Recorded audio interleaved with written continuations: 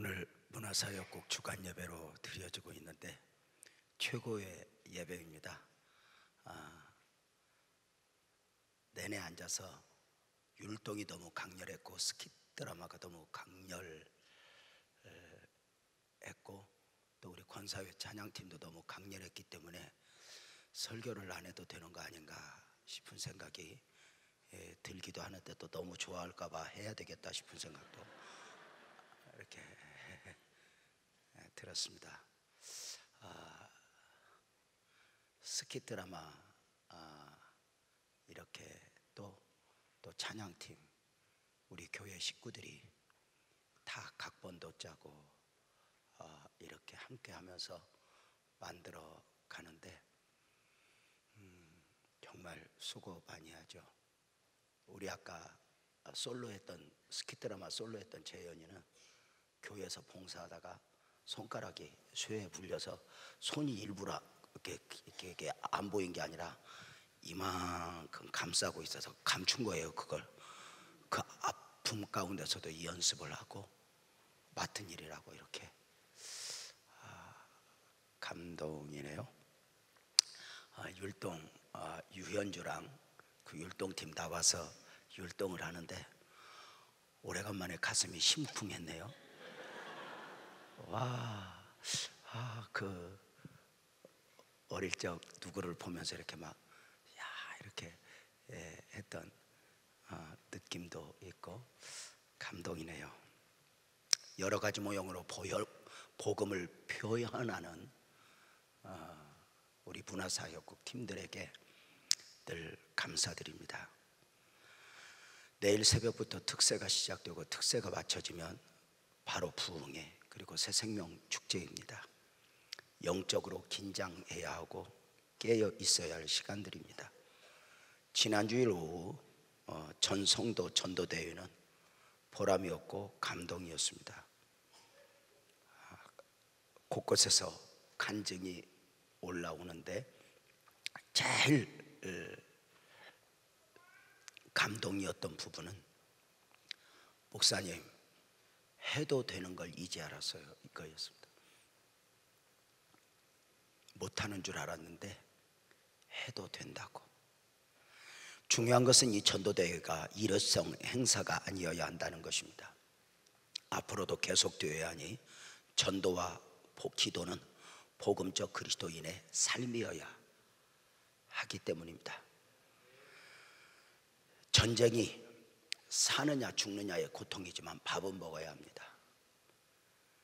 전쟁이 사느냐 죽느냐의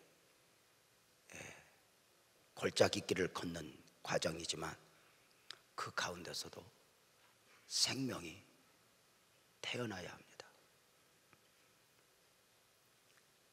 어쩌면 전쟁에서 죽는 숫자보다 더 많은 수가 태어나야 한다는 것입니다. 모든 상황 가운데서 전도와 기도는 쉬지 말아야 하고 포기하지 말아야 합니다. 왜 그러해야 하는가? 그렇다면 앞서 그 길을 걸었던 하나님의 사람은 어떤 마음으로 그 사역을 감당했는가? 오늘 아까 성경 봉독을 해준 두 분은 부부입니다. 부부가 서서 또박 나누어서 마지막 함께 읽는데 참 좋네요. 우리 한 목소리로 한번 1절부터 3절 1, 2절은 묶여 있는데요. 우리 온 성도들 한 묶음으로 한번 읽읍시다. 시작. 내가 그리스도 안에서 참말을 하고 거짓말을 아니하노라.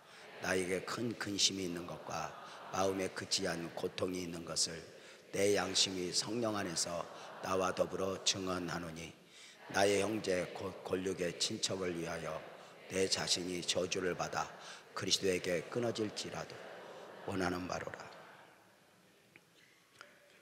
이 정도 아파 보셨습니까? 이런 형식의 간절한 고통을 느껴보셨습니까? 고통이어서 고통이 아니라 근심이어서 근심이 아니라 복음으로 말미암은 근심이고 고통이니 앞서 예수를 믿고 구원받은 백성으로서 품어야 하는 고통이고 근심입니다. 자신의 문제로 인한 것도 아닙니다. 조국과 권력, 친척, 그리고 또 다른 나의 구원 문제로입니다. 육신의 문제가 아니라 영적인 문제로입니다. 자신은 구원받은 백성이 되었는데, 이 영광스러운 복음을 전하는 사도가 되었는데, 민족이, 가족이, 권력, 친족이 복음을 영접하지 않아 아픈 것입니다.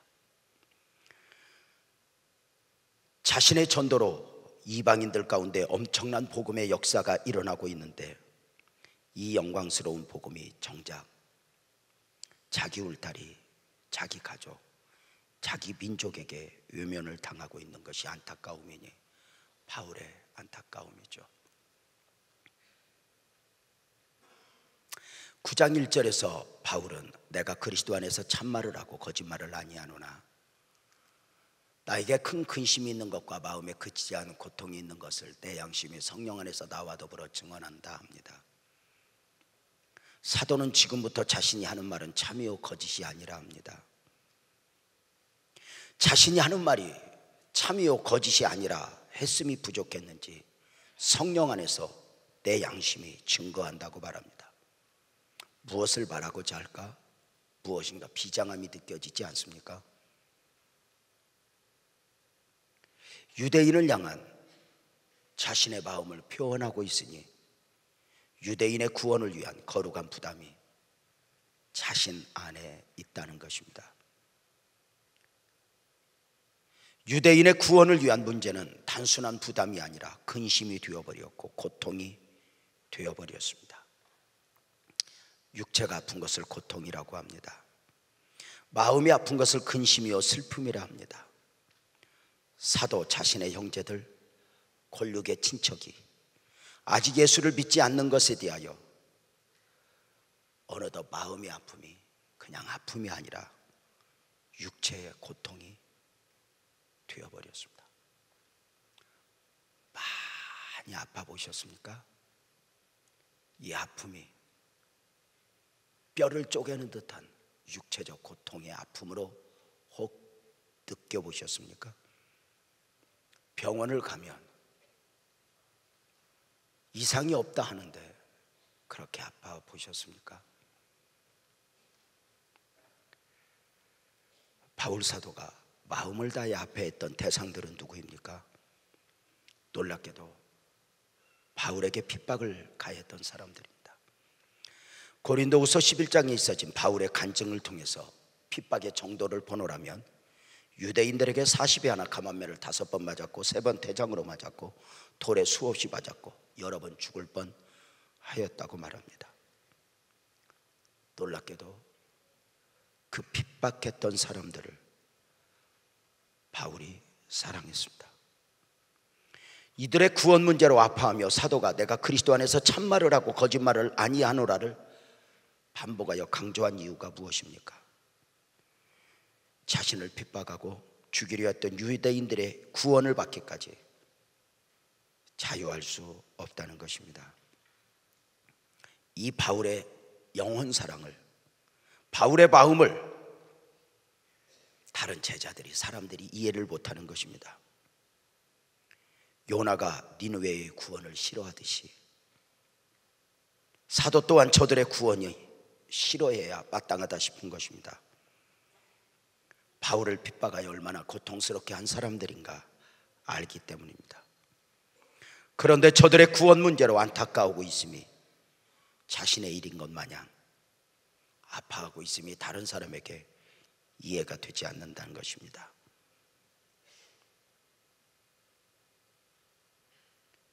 여기서 이해가 되지 않는 또 하나의 부분이 있습니다. 당시 바울은 주변에서 같은 복음을 가지고 같은 사역을 하는 사람들에게 자신을 표현하면서 이해를 구하는 것이었으니 아까 9장 1절이 무엇이라고 했죠? 내가 그리스도 안에서 참말을 하고 거짓말을 아니하노라. 나에게 큰 근심이 있는 것과 마음에 그치지 않는 고통이 있는 것을 내 양심이 성령 안에서 더불어 나와 증언하노니, 내가 하는 말이 참이요 거짓이 아니다. 성령 안에서 증거한다. 이게 이해가 안 가는 건, 원래 바울은 자신을 변명하거나 자신을 알아달라고 하는 사람이 아닙니다. 이게 원래 복음주의자들의 특징입니다. 무슨 일 할 때 억울한 일 당했다고 변명하거나 내가 좀 수고 좀 했는데 알아주지 않는다고 징징거리면 하나님의 일이 사람이 되는 것입니다. 하나님의 복음은, 하나님의 일은 은밀하게 오른손이 하는 거 왼손이 모르게, 이게 매력입니다.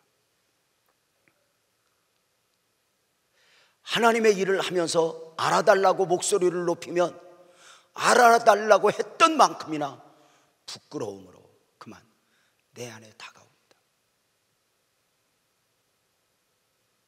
기도를 많이 했습니까? 그 기도가 은밀해야 합니다.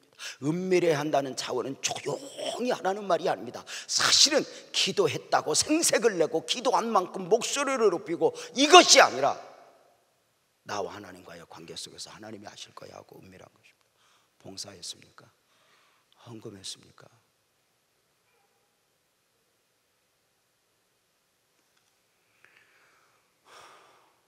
언젠가 목사의 자동차로, 목사의 승용차로 문제가 생겼을 때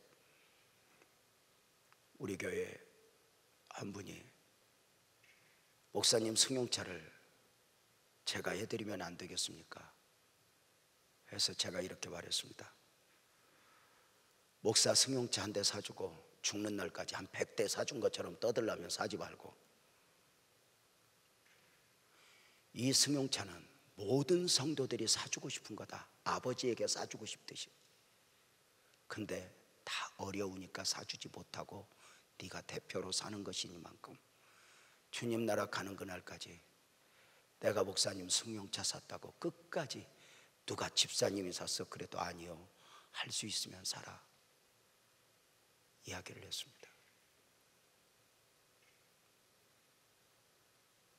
저는 알고 있습니다. 누군가가 무엇을 하면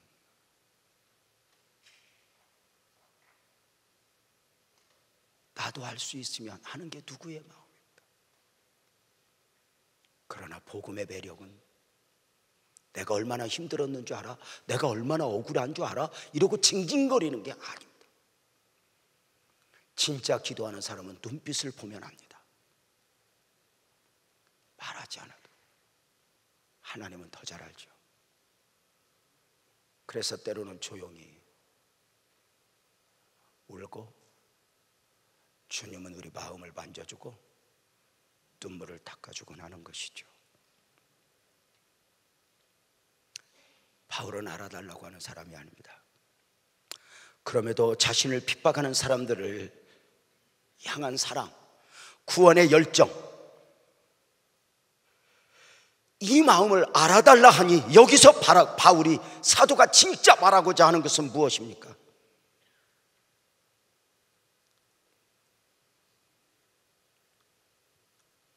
복음은 그가 누구이기에 제한을 받아서는 안 된다는 것입니다. 니느웨 앞에서 요나의 예를 들면 이해가 될 것입니다. 요나는 니느웨는 안 된다 했습니다. 저들은 죽어 마땅하다고 말입니다. 그래서 자신은 죽으면 죽었지 저들의 구원을 볼 수 없다고 목소리를 높입니다. 우리식으로 하면 저 사람 천국 가면 나는 안 가겠다고 어거지 부리는 것과 같습니다. 복음이 그러합니다. 바울 사도가 이렇게 말하는 것입니다. 복음은 거기는 안 돼, 그 사람은 안 돼, 이건 없다는 것입니다. 보냄을 받은 곳에서 그곳은 힘들어, 이렇게 할 수 없다는 것입니다. 사부 예배 때 우크라이나에서 사역하고 있는 선교사님 4분이 예배드리러 왔습니다. 연락을 하고 오신 바가 아니기 때문에 마음이 쿵쾅쿵쾅합니다. 무슨 이야기를 할까? 여비를 이렇게 이제 재정국 통해서 준비해드리며 속에 담아있던 이야기가 나옵니다. 목사님 어려워요, 힘들어요. 제가 그랬습니다. 징징거리지 말라고. 이게 네 일이 아니고 하나님 일이니까 제발 징징거리지 말라고. 목사님 앞에서나 그러지 딴 사람 앞에서는 안 그래요. 나한테도 하지 말라고. 치사해지지 않냐고.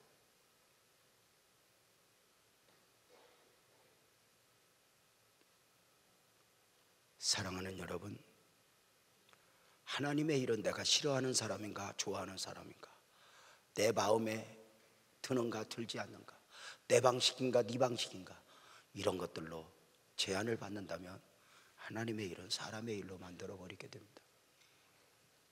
바울이 내가 저들을 사랑하는 거 거짓말 아니야, 강조하는 건 알아달라고가 아닙니다. 복음은 이렇게 나를 핍박하는 사람, 내 얼굴을 때리는 사람, 내 삶을 긁어 망가뜨리는 사람에게까지 복음이 복음되어야 한다는 애절함을 지금 바울 사도가 눈물로 호소하고 있는 것입니다.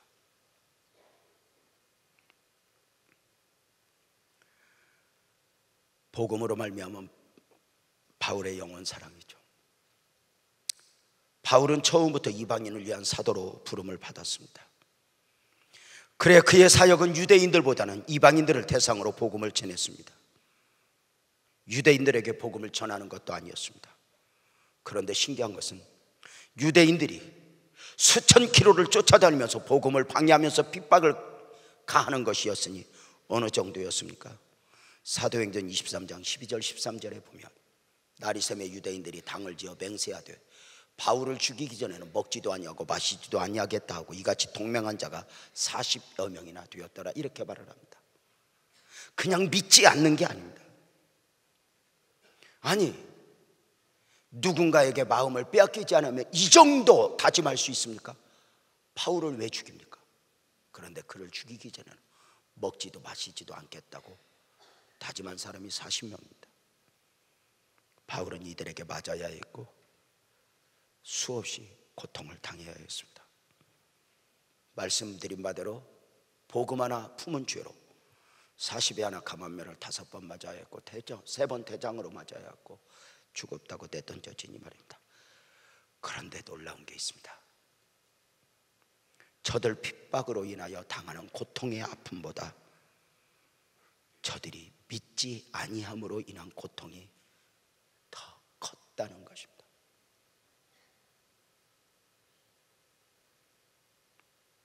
자식을 향한 부모의 마음이 그러하지 않습니까?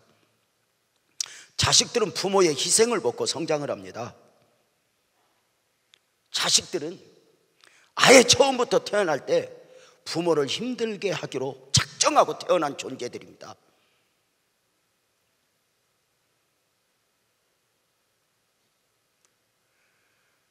왼수입니다.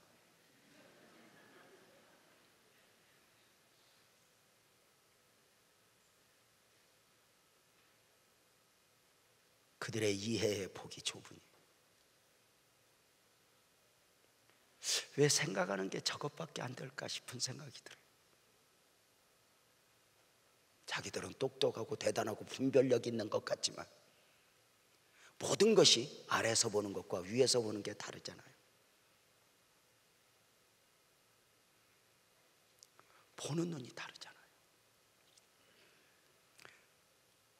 우리 교회에 상담하면 어떤 부모는 자식에게 두드려 맞는 부모가 있습니다. 제정신이 아니겠죠? 목사님 어떻게 해요? 울어요. 그런데 놀라운 게 있어요. 자식에게 맞는데 맞아서 아픈 것보다 그 아직 자식이 불쌍해서 더 아픈 거예요. 이게 부모 아닐까? 근데 바울이 그런 거예요. 저들이 핍박해서 고통 가운데 아픈데 저들이 믿지 않아서 더 아픈 거예요.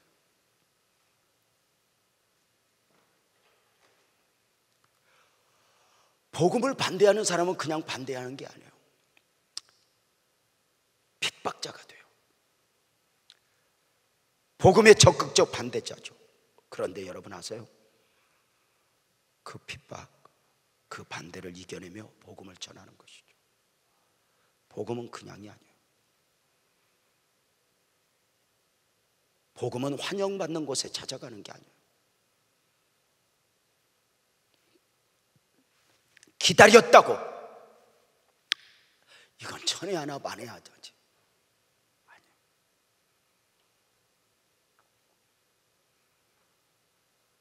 그래서 예수 믿는 사람들 다 보면 안 믿으려다 믿었다고 그렇게. 왜냐하면 누가 믿고 싶어요. 여자들하고 똑같습니다. 여자들은 평생에 남편하고 살면서 그런 사고를 늘 갖고 있습니다. 만날 때도 안 만날라다 만나요. 결혼도 안 할라다 해. 사는 것도 안 살라다 살아. 애도 안 날라다 나. 먹는 것도 안 먹을라다 먹고 오늘 또 안 올라다 왔어요. 이렇게. 여자들은 무슨 사고를 가지고 그렇게 생각을 하는지 몰라. 그런 남편은 처음부터 만나려고 만났고 결혼하려고 했고 애도 낳으려고 낳고 먹는 것도 먹으려다 먹고 오늘 또 여기 올라고 왔냐? 아이고 참. 나는 여자하고 살면서 여자가 이해가 안 가요. 아니 꿀병도 못 따는 것들이 왜 그렇게 큰 소리를 치냐고. 죄송합니다. 너무 제가 이건 설교 내용이 없던 바인데 갑자기 지금 솟아나온 이야기입니다.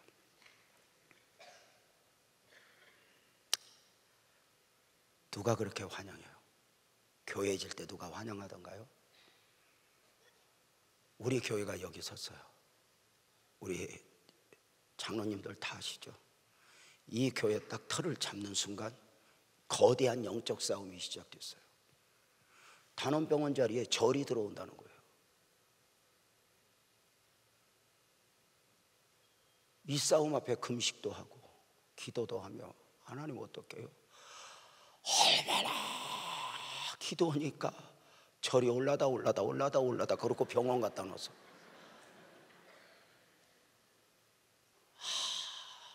단원병원이 주차장 쓰겠다고 그럴 때 얼른 쓰라고 그랬어. 스님이 쓰겠다는 것보다 낫잖아. 만약에 절 들어서 4월 초파일 날 스님이 틀림없이 협조 공문 보냈을 거예요. 존경하는 빛나교회 담임 목사님, 4월 초파일 날 주차장만 좀 쓰면 안 되겠습니까? 감사헌금은 따로 드리겠습니다. 뭐 이런 식으로. 누가 그렇게 환영해요? 내가 예수를 믿으면 다른 사람은 그만두고 내 몸뚱아리가 환영하던가, 내가 예수를 믿으면 내 삶이 환영하던가.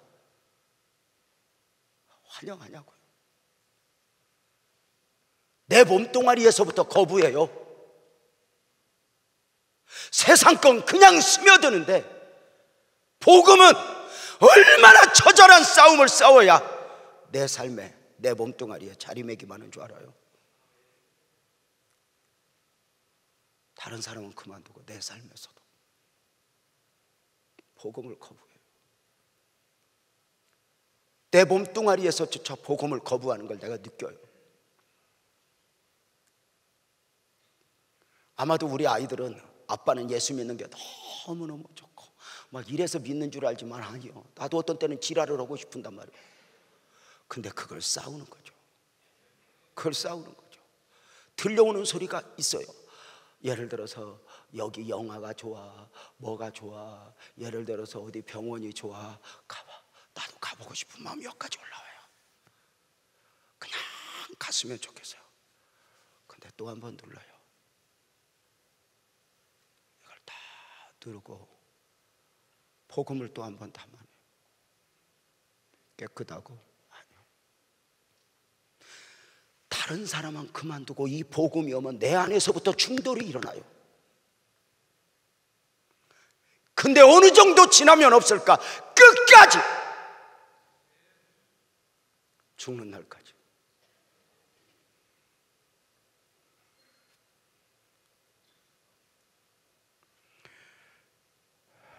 바울은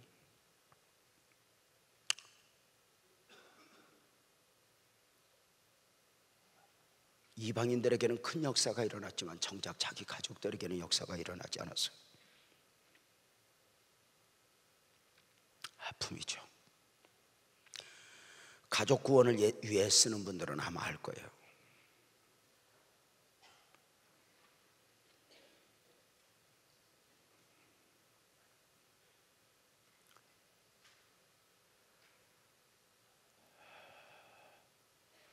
예수님도 마찬가지였잖아요. 예수님 십자가에서 죽으시기까지, 부활하기까지 예수님 형제들은 믿지 않았잖아요. 바울, 예수님 뭐라요? 복음은 내 맘대로 되는 게 아니구나.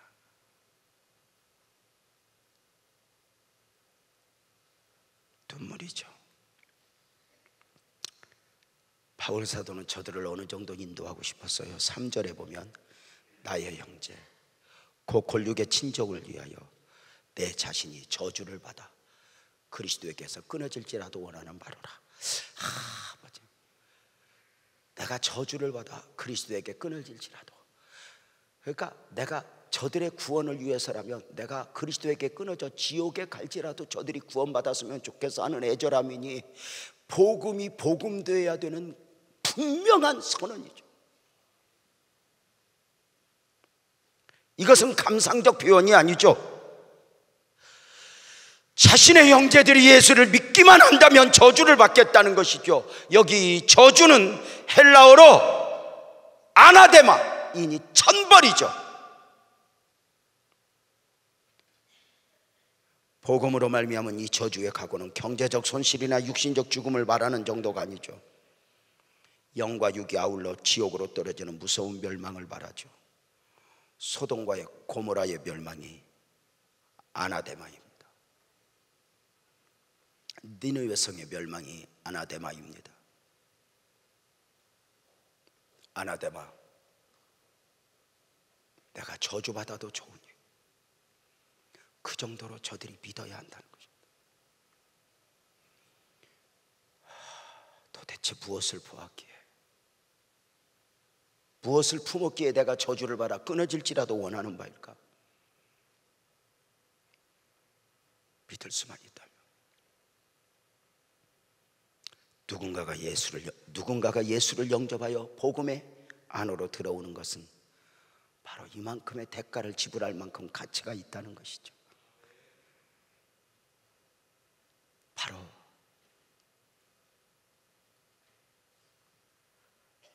아나데마, 예수님이 그러했어요. 십자가에서 그 고통을 다 당해요.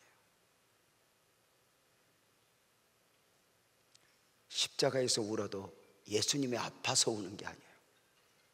아직도 믿지 않는 저들을 보고 울어요. 복음이 그냥 돼요? 여러분, 복음만 어려운 게 아니에요. 세상도 얼마나 어려운 줄 알아요. 제가 아까 내 책상에서 은혜 받고 왔어요. 내 방에 지금 난리가 났어요. 우리 교회 한 권사님이 예쁜 분재 국화를 내 책상에 갖다 놨어요. 이게 지금 난리가 난 건 안 예뻐서가 아니에요. 매일 분무기로 물 뿌려줘라, 일주일에 2번 물을 2컵을 정성을 다해 주라 하면서, 내가 꽃은 이쁘지만 이 정성을 쏟을 수 있을까? 내가 볼 때 그 꽃 만드는데 몇 년 걸렸어요.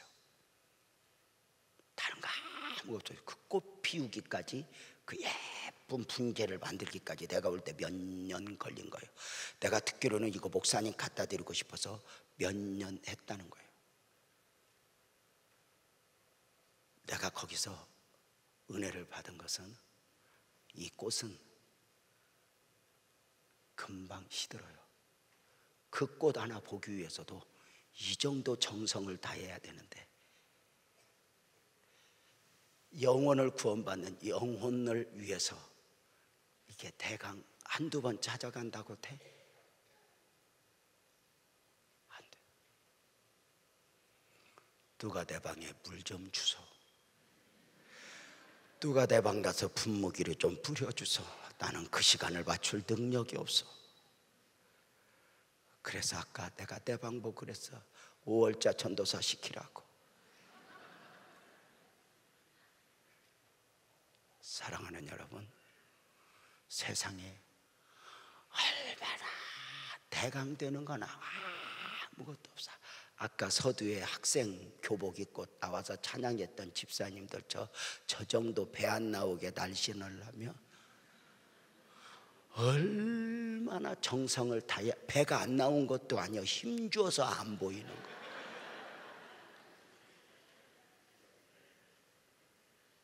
여러분 봐봐. 세상에 뭐가 저절로 돼? 그런데 복음이 저절로 되기를 아니야. 아나데마. 내가 저주받아도 좋으니까 너 믿어야 돼.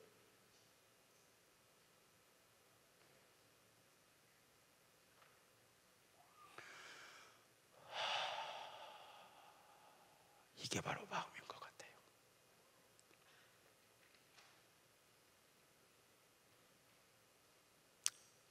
오늘 이 문화사역국 예배와 더불어 이 말씀이 내일 새벽을 깨워야 하는 여러분에게, 그리고 부흥의 새 생명 축도를 앞두고 있는 여러분에게 조금은 좀 영적 긴장감으로 자리매김하면서 하나님의 은혜를 구하는,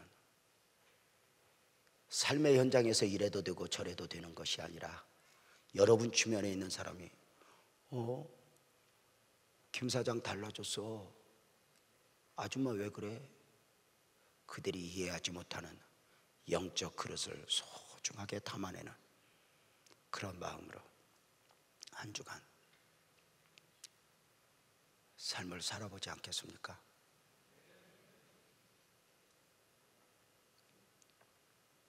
주님이 우리를 응원할 것입니다.